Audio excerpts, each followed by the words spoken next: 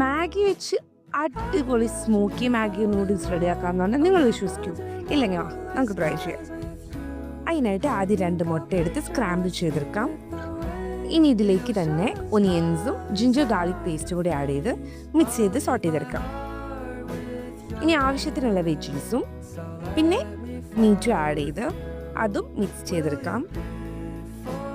ഇനി അടുത്തതായിട്ട് മാഗി പൗഡറിലേക്ക് കുറച്ച് സോസുകളും ആഡ് ചെയ്ത് ഈ ഒരു മിക്സ്ചർ നമുക്ക് ആഡ് ചെയ്യാം. ഇനി ഇതും നല്ലവണ്ണം സോട്ട് ചെയ്തതിന് ശേഷം ഇതിലേക്ക് നമ്മൾ ബോയിൽ ചെയ്ത് വെച്ചിട്ടുള്ള നൂഡിൽസ് ഇട്ട് കൊടുക്കാം.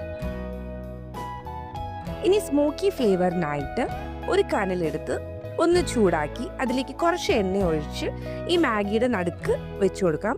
എന്നിട്ട് മൂടി വെച്ച് ഒരു 30 മിനിറ്റെങ്കിലും റെഡിയാക്കി എടുക്കണം. അടിപൊളി restaurant style Maggi noodles ready ആയിട്ടുണ്ട്. എല്ലാവരും ട്രൈ ചെയ്യുക. ബൈ.